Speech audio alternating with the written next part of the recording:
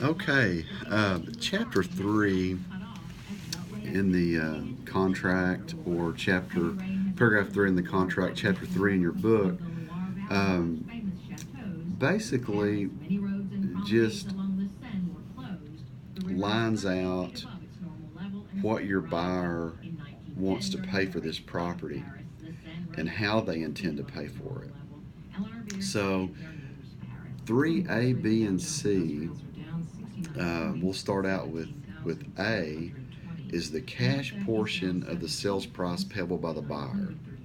Now,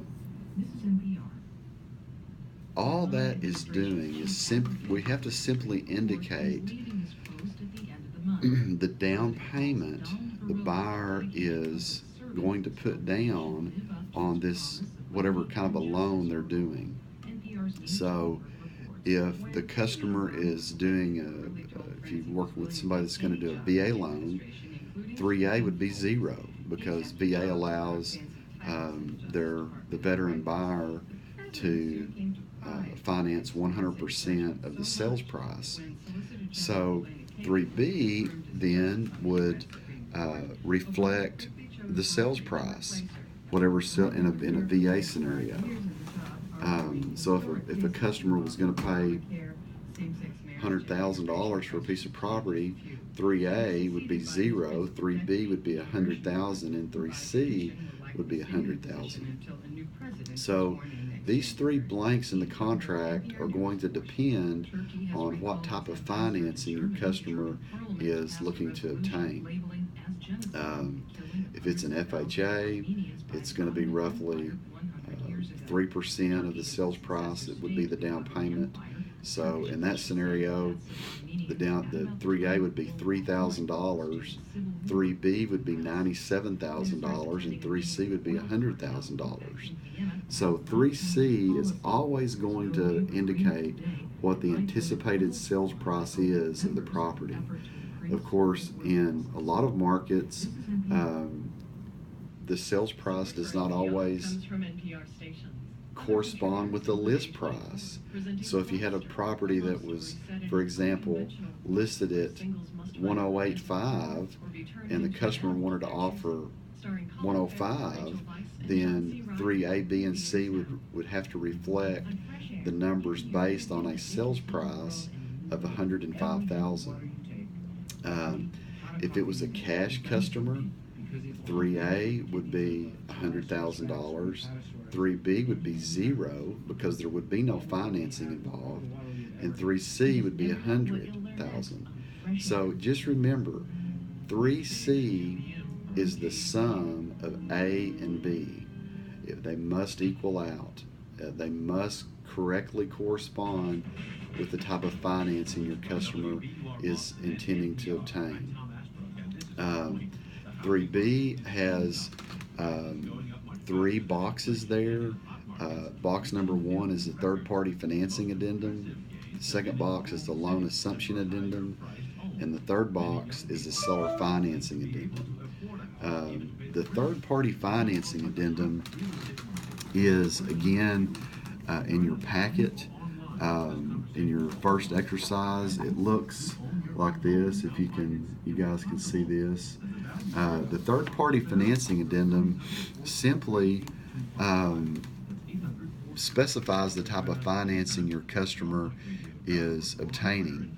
The first box there is the conventional financing. Box number 2 is a Texas vet loan. 3, FHA insured financing, and 4 is VA financing. 5 is USDA. 6 is a reverse mortgage option. Go on to page 2.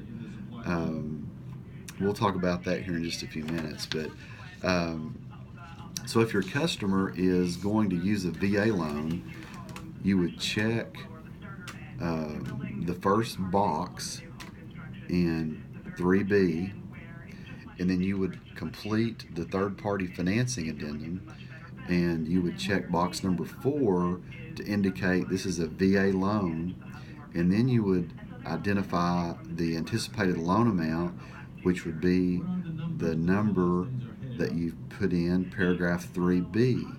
So when you carry the number from 3B to the third-party financing addendum, you would put that in the first blank under the VA guaranteed financing. You have to indicate the term of the note and what the anticipated interest rate is, and also you must plug in there the loan fees. Again, anytime you're using a finance, anytime your customer is financing a piece of property, you're going to have to use the third-party financing addendum. It covers all types of financing that we use. The second page of the third-party financing addendum talks about the loan approval on the top of the second page. When the first box is checked under buyer approval, we're basically telling the seller that they're going to give us X number of days to obtain buyer approval for their financing. So typically 15 to 20 days is a good number to put in there. Hopefully, before you sit down in your office with your customer, hopefully they will have already been to the mortgage company and they would have already got their financing lined out, determined what kind of loan they were going to obtain, and if they were going to be able to even obtain a loan. And you want to make sure that customer is credit worthy. And then that 15 days, 20 days, whatever you decide to put in that box, the mortgage company must be able to issue some kind of an approval letter within that time frame. If not, you're going to need to get your buyer out of this deal, and you can get them out of this transaction with a termination form. It's a real estate commission form. Otherwise, if you do not give the seller notice that the buyer cannot obtain the financing within the time identified in the contract, and the buyer does not close, the buyer is in default and they'll lose their earnest money. It's really important that you keep track of these dates as we kind of move through this contract.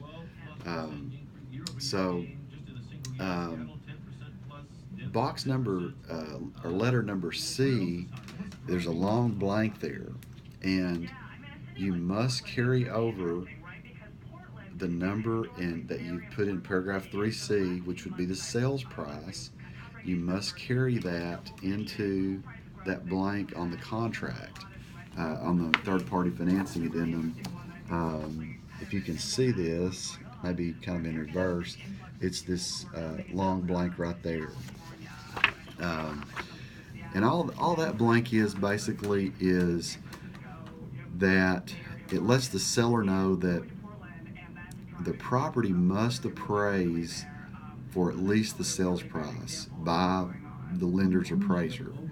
If it doesn't appraise, then the buyer is under no penalty or suffers no consequences if you cannot renegotiate the deal out as a result of a low appraisal. So I know this is kind of a long video. It's a lot to cover.